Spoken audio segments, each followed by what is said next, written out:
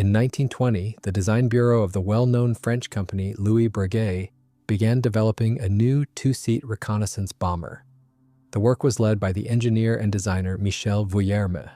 The goal was to create a new aircraft based on the vast experience gained during the recently concluded World War, while using the most modern achievements in aircraft construction. The aircraft, named Breguet 19, retained the traditional layout of a single-engine biplane, but beneath its fabric covering were many innovations. To begin with, the aircraft was, in fact, a twin-engine machine. The Breguet company believed it was promising to develop paired power plants that worked on a single propeller. Thus, this aircraft was designed to use a pair of 8-cylinder Bugatti liquid-cooled engines that together produced 450 horsepower. They drove a large 4-blade wooden propeller. A retractable radiator under the fuselage allowed the pilot to regulate engine cooling directly in flight. The entire aircraft structure was made of aluminum alloys, no wood, plywood, or steel tubes typical of the aircraft of that era. The basis of the fuselage was a truss made of rectangular-section duralumin tubes reinforced with internal bracing. Attached to it were frames made of light alloys, giving the fuselage a rounded cross-section. More than half of the aircraft's length was covered with corrugated duralumin skin, while the rest was covered with fabric. The crew consisted of a pilot and an observer, who also served as the bombardier and the rear gunner. The construction of the upper and lower wings was similar: 2 I-beam spars, truss ribs, and full-span fabric covering. The upper wing was significantly longer and larger than the lower one, providing excellent downward visibility, extremely important for a reconnaissance bomber. The interplane struts made of steel tubes were covered with duralumin fairings and had an unusual backward tilt. To improve visibility, a large cutout was made in the upper wing. The tail unit, like the wing, had a duralumin frame with fabric covering. The landing gear had a rather complex design. The solid axle was enclosed in a fairing shaped like a short wing and was attached by 2 pairs of struts in front and a single strut at the rear. Construction of the prototype was completed in October 1921. The aircraft, which had not yet flown even once, was presented at the Paris Air Show that opened on the 12th of November. The Breguet was displayed with part of its skin removed so everyone could see the ultra-modern internal structure made of light, shiny metal. But the aircraft never managed to take off in its original configuration. The paired Bugatti power plant failed its bench tests. Issues with vibration and overheating could not be resolved. The aircraft was rebuilt with a single 12-cylinder V-type Renault engine, also liquid-cooled, which produced the same power as the 2 Bugatti engines. The first flight took place in March 1922. The aircraft was piloted by Robert Therry. The test results were encouraging. The biplane reached a maximum speed of 147 miles per hour, which was very impressive for that time. Only a few fighters of that era could boast such speed. The company decided to produce the first 11 aircraft with different engines to determine which would perform best.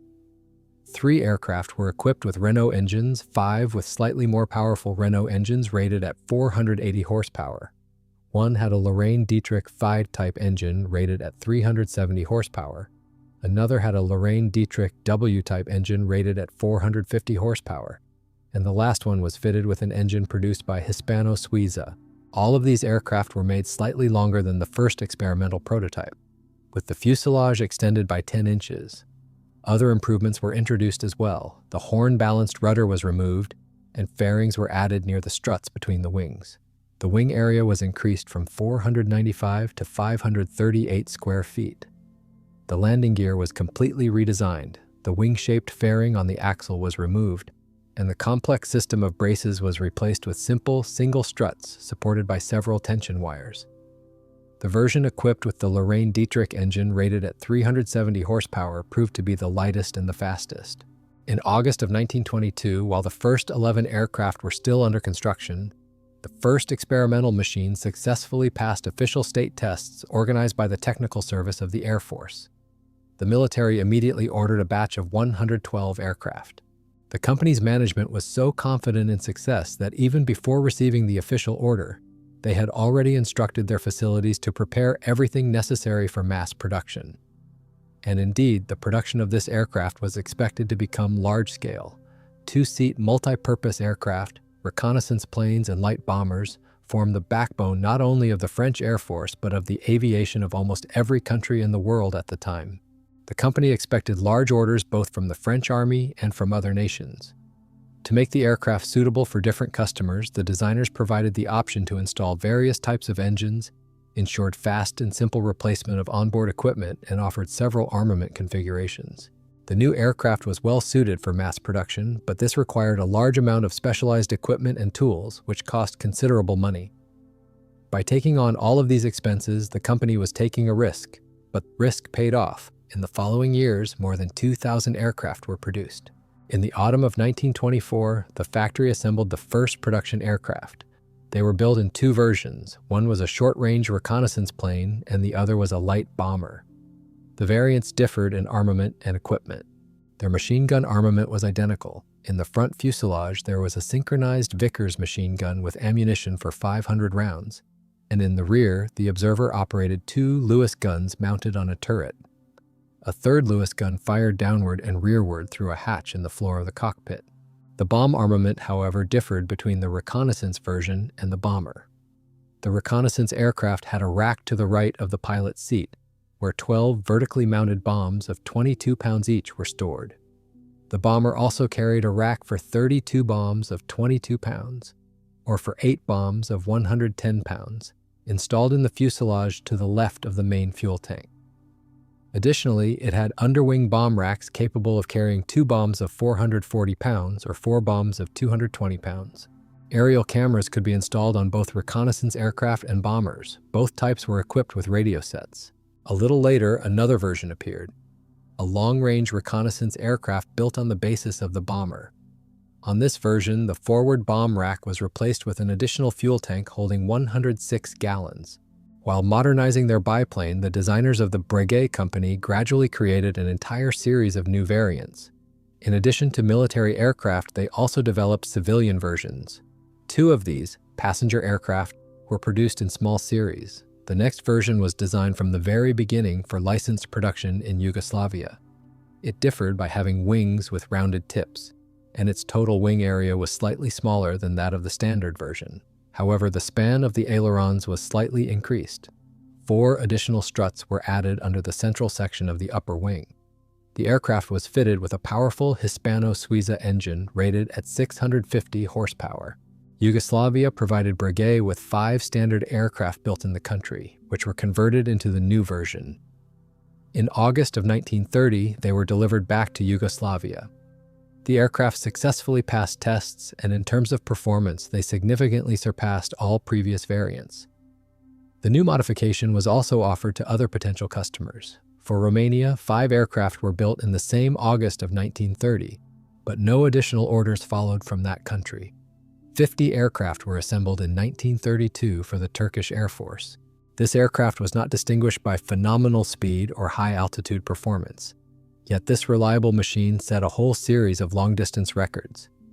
Naturally, modified aircraft with increased reserves of gasoline and oil were used for this purpose, and later special record-breaking versions were created as well. The first flight from Paris to Shanghai was completed by 2 French pilots, Lieutenants Besson and Peltier-Doisy. They flew the 3rd production aircraft equipped with a Lorraine Dietrich engine. The armament was removed, and the space intended for bomb racks was filled with additional fuel tanks. The flight was successful, and on the 20th of April, 1924, the crew arrived in Shanghai.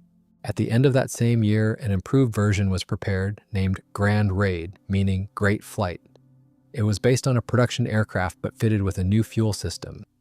In front of the pilot's cockpit stood tanks of 303 and 68 gallons, with another tank of 108 gallons placed under the floor, and between the pilot's and navigator's seats, they squeezed in an additional 48-gallon gasoline container. The total fuel supply was almost 7 times greater than that of the standard machines.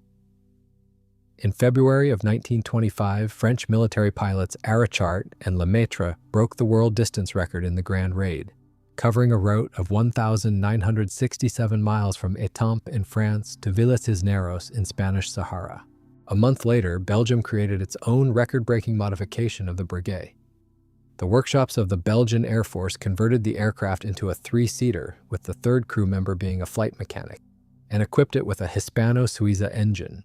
The plane received its own name, Reine Elisabeth. On the 21st of March, 1925, the crew consisting of Metz, Verhagen, and Coppens reached Leopoldville, now Kinshasa, in the Belgian Congo, or Zaire. In July of that same year, the Japanese joined the race for records. 2 biplanes purchased by the Japanese newspaper Asahi completed the Tokyo-Paris flight.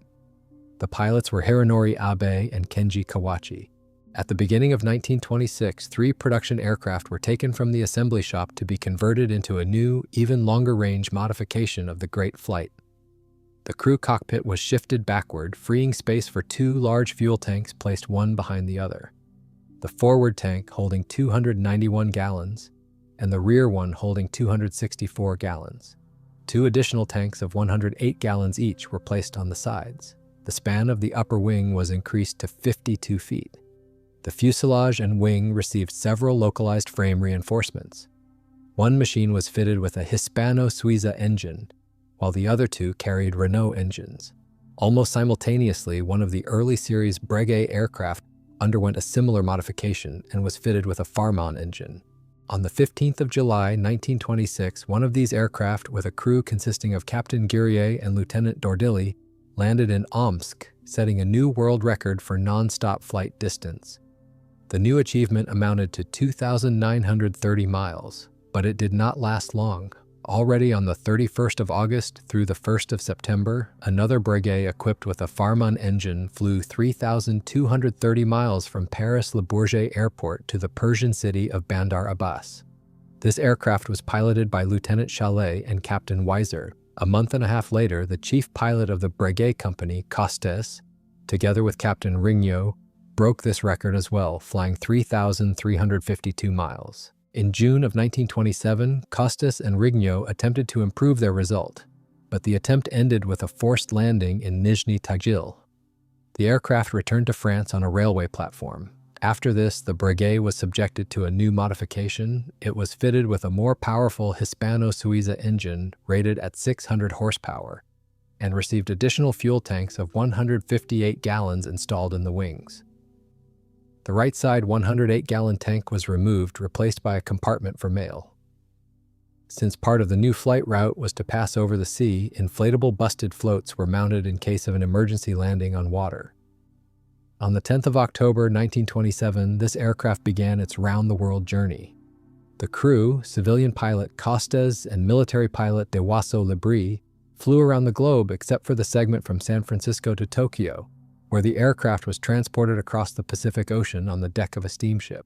From the end of autumn of 1924, the aircraft began arriving in the combat units of the French military aviation. In December, reconnaissance squadrons of 4 aviation regiments received them. In June of 1926, a regiment of daytime bombers switched to the new machines, and shortly afterward, another one followed.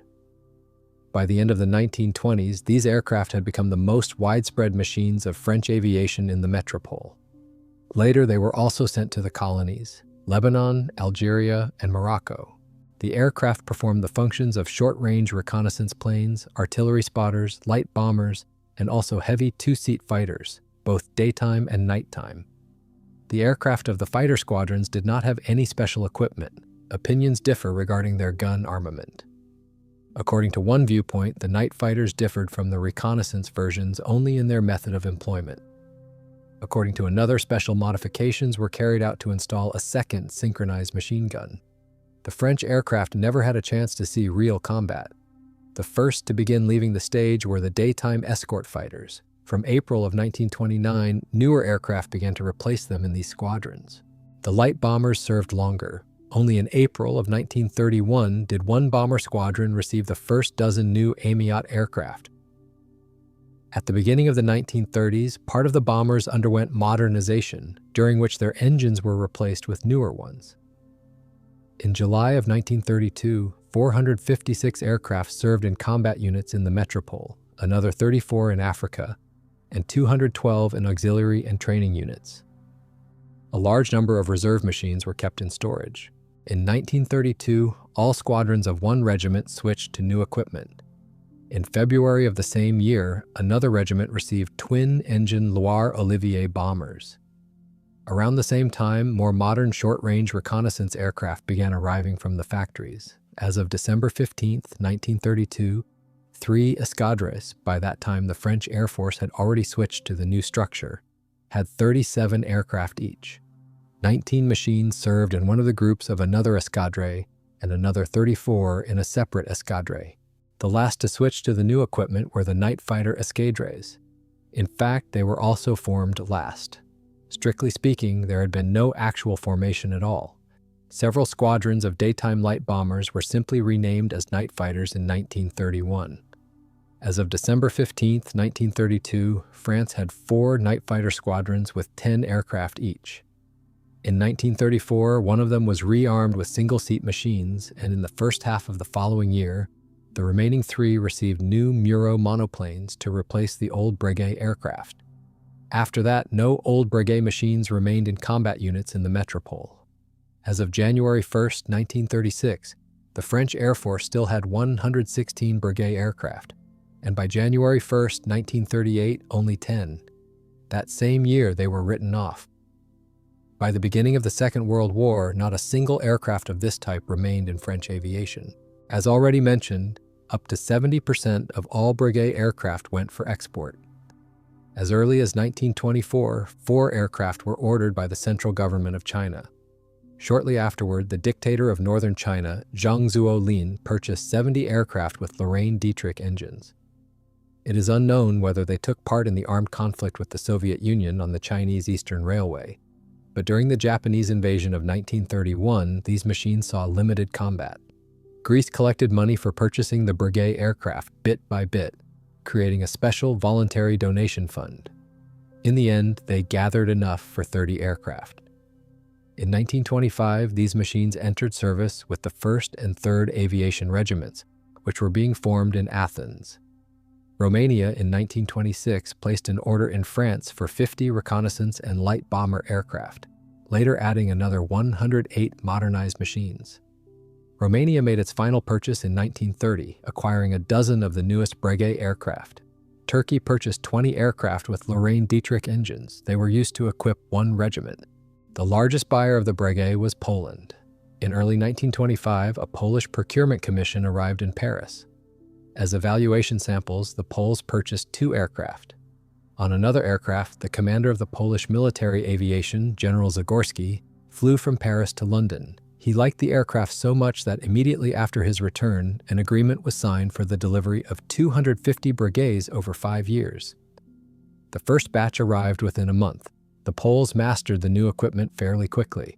Already in September 1925, the crew of Colonel Ludwik Rajski flew 4,660 miles along a route around the Mediterranean Sea, and in August and September, Captain Boris Orlinsky completed a flight from Warsaw to Tokyo, through Moscow, Krasnoyarsk, and Chita.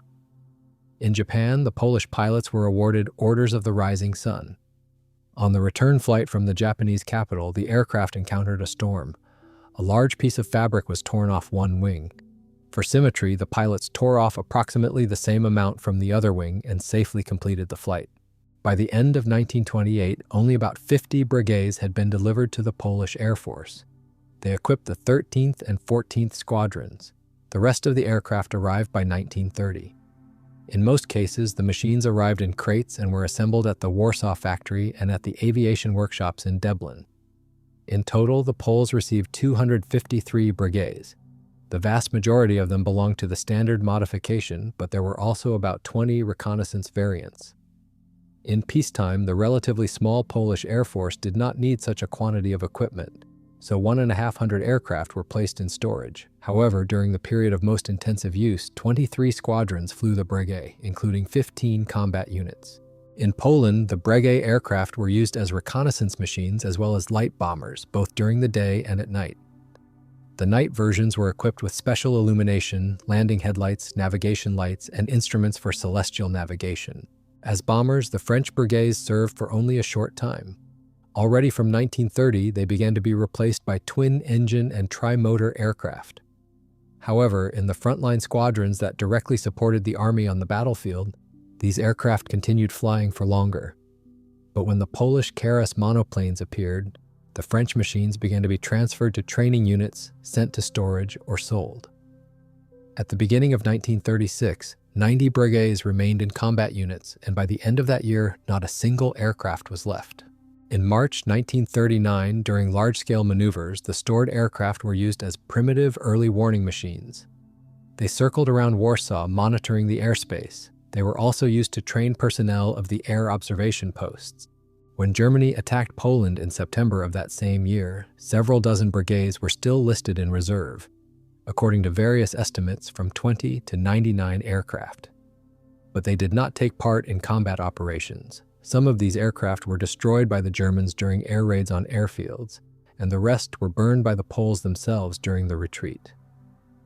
At the very least, there is no information that the Germans captured any Polish brigades. These aircraft also do not appear among the trophies of the Red Army, although it is possible that they simply ended up among various obsolete types that were not recorded. In Latin America, the buyers of the Breguet included Argentina, Brazil, Venezuela, Bolivia, and Uruguay. The Bolivian aircraft saw active combat in the early stages of the so-called Chaco War against Paraguay.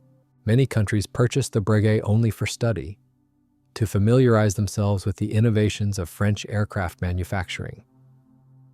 As early as the spring of 1924, 2 Breguets were sent to Italy. In 1925, 1 aircraft was delivered to the British Scientific Testing Institute at Farnborough. 2 aircraft were purchased by Persia, that is, Iran. One of them crashed during ferrying over the territory of Turkey, and the second arrived safely in Tehran in February 1926. 2 machines were also acquired by the Soviet Union. The import procurement plan of the People's Commissariat of Military and Naval Affairs for the year 1928 included the purchase of 2 Breguet aircraft with a number of minor improvements compared to the base model. 1 aircraft was intended to be received with a Lorraine inline engine, and the other with a Jupiter radial.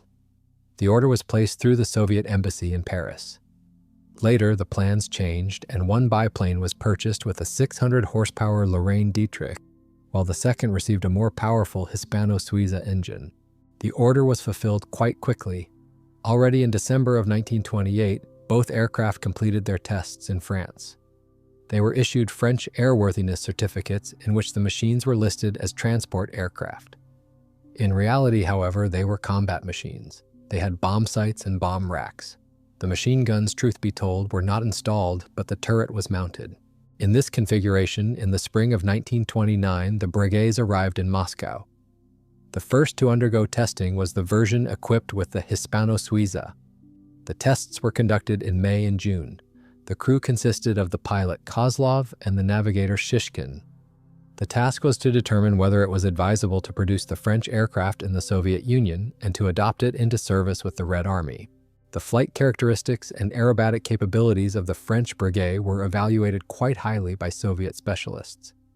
Among its advantages, they noted good rate of climb, relatively high flight speed, and considerable payload capacity. The aircraft lifted off the ground quickly during takeoff and had good gliding qualities. Landing was considered simple. The French biplane was examined by specialists from industry, the Air Force, and various scientific organizations. They searched for advanced design solutions worth copying and assessed the feasibility of replacing imported instruments and equipment with domestic ones. It was found that the photographic equipment on the Breguet was much better than that on Soviet reconnaissance aircraft. However, the disadvantages of the French biplane turned out to be far more numerous than its advantages. These included general defects such as insufficient longitudinal and directional stability, as well as issues related to the specific conditions of the Soviet Union. From the very beginning, it became clear that assembling and adjusting the aircraft was very complicated and required special tools that the Soviet representatives, as usual, had forgotten to purchase. During testing, it was discovered that the aircraft easily entered a spin and exited it with delay. The pilot's visibility was deemed unsatisfactory. Concerns were raised about the insufficient rigidity of the lower wing. A number of operational defects also appeared during the tests. The engine cowling proved weak, and cracks soon appeared on it. Access to some components, particularly the fuel filter, was inconvenient. To remove the landing gear for repairs, one first had to dismantle the entire biplane wing structure. In damp weather, the fabric on the wings and fuselage warped. In addition, the Breguet was not suited for winter operation at all. To drain oil and water, the cowling had to be removed. The pneumatic starter could not crank the engine even in light frost, and the French had not provided for an external air bottle start. None of the ski types used in the Soviet Air Force fit the Breguet, but the greatest number of complaints concerned the armament. In the Soviet Union, the aircraft was fitted with a full set of 4 machine guns, since at the time the Soviet Air Force was using the same Vickers and Lewis guns as France. The rear upper mount had good visibility and a wide field of fire, but making practical use of that field was difficult. During firing, the navigator bombardier had to stand high on special platforms in a rather uncomfortable position, and he was buffeted by the oncoming airflow. To transition to the lower machine gun, he needed to unfasten his harness straps. The downward-rearward view through the hatch was simply terrible. In the report from the armament department, it was stated, "To catch an enemy in the firing window of the lower machine gun is possible only by accident." A sharp critique was directed at the bomb armament. Mounting the bombs inside the internal racks turned out to be quite complicated and again required special devices. The bomb sight was primitive and allowed aiming only in the wind plane. It was positioned far outside the fuselage. During bombing, the navigator bombardier had to lean out of the cockpit up to his waist, working with both hands. With one hand, he pulled the rubber vertical thread, and with the other, he held the stopwatch. A person of short height could not work with the sight at all. At a speed of more than 93 miles per hour, the navigator bombardier risked simply being blown off the aircraft. Still, some positive points were found. Because only a limited assortment of bombs could be carried by the French biplane, only 3 calibers were used. The designers managed to achieve full use of the aircraft's payload capacity under any loading configuration. In general, the armament specialists concluded, the disadvantages of the placement and design of the bomb armament installed on the aircraft make the Breguet as a bomber a very weak weapon. Hitting a medium-sized target is possible only by accident. As a result, the idea of building the French biplane in the Soviet Union was abandoned. The general conclusion of the test report stated, the Breguet 19 aircraft has a number of significant shortcomings that greatly diminish its value as a combat weapon. Regarding its adoption for Soviet air forces, the Breguet 19 does not present any interest. The second biplane, equipped with a Lorraine Dietrich engine, arrived for testing a little later. At first, it flew with a French propeller with a diameter of 9.7 feet, but after several flights, it was replaced with a Soviet propeller from a reconnaissance aircraft that also had a Lorraine engine. Such propellers with a diameter of 9.5 feet were produced by a Moscow factory. But even after the replacement, the flight characteristics turned out to be low, much worse than those of the variant with the Hispano engine. The report noted that the Breguet 19 surpassed the Soviet reconnaissance aircraft in rate of climb, but lost to it significantly in maximum speed. The French aircraft, unlike Tupolev's all-metal machine, was practically unable to perform aerobatic maneuvers and behaved poorly in turbulence. The cause of the latter was believed to be insufficient aileron area. The conclusion stated, for use in the Soviet air forces, it presents no interest. At the same time, the aircraft was of interest as a mass-produced airplane of potential adversaries, which at that time included Poland, Romania, and Turkey. Based on this, 2 parallel efforts were undertaken. On one hand, comparative tests were organized with Soviet reconnaissance machines, both a production model and an experimental one. The latter, incidentally, surpassed the French aircraft in every respect. On the other hand, attempts were made to familiarize Soviet Air Force personnel with the advantages and disadvantages of the Breguet. In September 1929, the Breguet 19, with a crew from the Research Institute, pilot Tikhomirov, took part in maneuvers near Bobruisk, representing an enemy aircraft. Over 12 days, the aircraft carried out reconnaissance flights, simulated bombing, observed troop movements, and delivered information to observers. The Breguet was covered by another foreign aircraft from the Institute's collection, the French fighter SPAD 61. On September 15th, the reconnaissance aircraft took part in a training battle. During the mission, it was intercepted by a group of 4 fighters, 3 Soviet and 1 Italian Fiat. The battle took place at an altitude from 4,900 to 9,800 feet. During the maneuvers and after them, the aircraft was demonstrated at various military units. In the fall of 1929 alone, the Breguet visited 12 squadrons. Later, one aircraft was briefly operated by the headquarters of an air brigade in Bryansk. By the end of 1931, both Breguet 19 aircraft were listed under the Research Institute, and at the beginning of the following year, they were transferred to the Zhukovsky Air Force Academy. One Breguet was written off in 1932, the other in 1933. In the Soviet Union, the idea of building the Breguet 19 was quickly abandoned, but several other countries made the opposite decision and adopted the production of the French biplane. The first of them was Belgium. Serial production of the Breguet was organized there by the SABK company, which had a factory in Heron. Work on the first batch began in 1926, and production was completed in 1930 on the 146th aircraft. The Breguet remained the most numerous aircraft of the Belgian Air Force for quite a long time. 3 groups of the 1st Regiment and 2 squadrons of the 2nd Bomber Group were fully equipped with it. In the mid-1930s, the Breguet 19 was replaced by the more modern Ferry Fox biplane. In October 1927, Yugoslavia signed an agreement with the French company Breguet for the production of their aircraft. The French undertook to modernize a small factory in the town of Kraljevo, deliver equipment there, and train local workers. At first, the factory simply assembled 85 aircraft that were delivered disassembled. Later, they mastered assembly from individual units and components. There were 25 such machines. The first aircraft were equipped with French Lorraine engines, and later they switched to more powerful Hispano-Suiza engines producing 500 and 600 horsepower. Some aircraft with the most powerful engines were produced in a 3-seat configuration. Only in 1929 did the Kraljevo factory produce the first 15 aircraft from parts of its own manufacture. In the same year, a contract was signed for 75 aircraft, the first batch fully produced in Yugoslavia. Military pilots began receiving these aircraft in June 1930, and the last batches were delivered the following year. At that time, the factory switched to producing a modification with Gnome-Rhone radial engines. These engines were manufactured under license in Yugoslavia itself, at the factory in Rakovica. Later, the Yugoslav aircraft industry mastered production of a new modification of the aircraft. The first machines of this version came out of the workshops in 1932. In total, 125 aircraft were assembled, but engine deliveries were irregular, and eventually about 50 completed aircraft were left without engines at all. Soon, the Yugoslavs decided to dispense with the assistance of the Breguet Design Bureau and attempt to modernize the aircraft themselves. A group of designers from the Kraljevo factory, led by Sreten Zurnic, designed a conversion for the American Wright Cyclone engine. One of the aircraft that had been left without an engine was converted and tested. The tests were completed in June 1935. The aircraft's speed increased, and its flight characteristics were deemed satisfactory.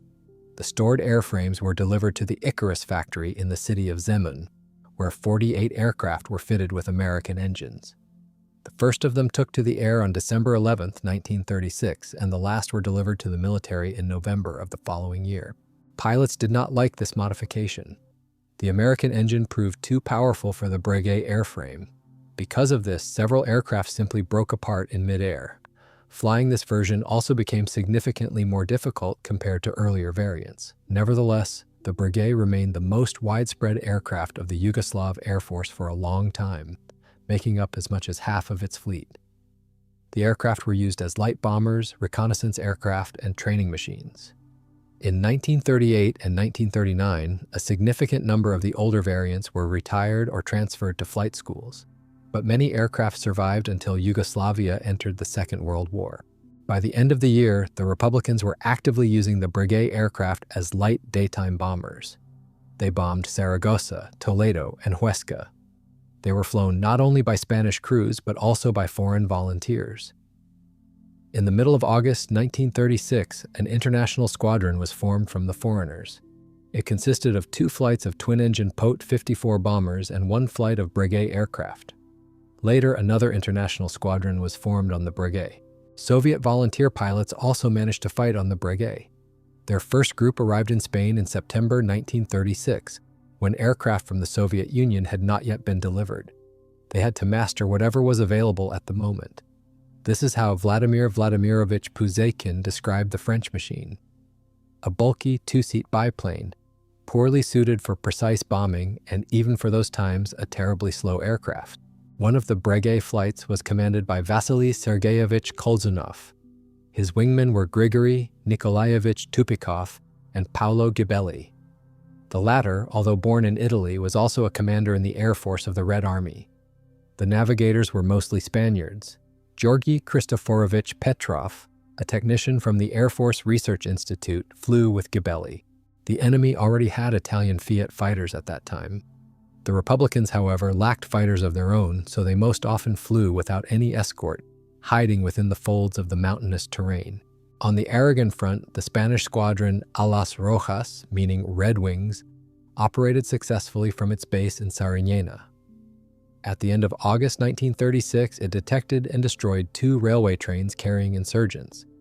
But when enemy aviation grew stronger, fighting on the Breguet became much more difficult. The gunner Luis Morquillas, who later became a well-known Republican pilot, was shot down 3 times in a short period. In October 1936, out of the 5 bombers that attacked Pegorinos, only 1 aircraft returned. Once Soviet fighters began to arrive, they were assigned to escort the bombers, but this was difficult because of the large difference in speed. Soviet mechanics reinforced the armament of some machines by adding another fixed machine gun. These aircraft were used north of Toledo. When modern aircraft began arriving from the Soviet Union, the outdated biplanes were moved to secondary sectors of the front, and by the end of the year, their role had been reduced to training and communications duties. They were used the longest in the Basque Country, where Republican aviation was 4 times weaker than enemy forces, and every aircraft, even the oldest one, was counted. In total, during the Civil War, the Republicans lost 28 Breguets, including 2 that were flown over to the enemy. The insurgents had approximately 30 Breguets on the Central Front at the beginning of the war, and another 25 under General Queipo de Llano, who operated in the southern part of the country. In the summer of 1936, these aircraft were their main combat machines. The rest of their aviation consisted of hastily armed civilian and training aircraft. At the beginning of August, Breguets with hastily painted black circles covered the crossing of insurgent troops from Morocco to the south of Spain. Then they supported their advance into the central part of the country, attacking Republican positions with small bombs and machine gun fire. Almost all of the Breguets that the Francoists had were incorporated into Squadron A, which was later divided into 5 separate groups. One of these groups played a significant role in disrupting the Basque offensive near Villarreal. A column of trucks delivering reinforcements to the Republicans came under bombing and was destroyed. On May 23, 1942, the crews of 2 Croatian biplanes received an order to bomb a partisan camp. However, the pilots landed next to the camp and declared their intention to join the People's Liberation Army.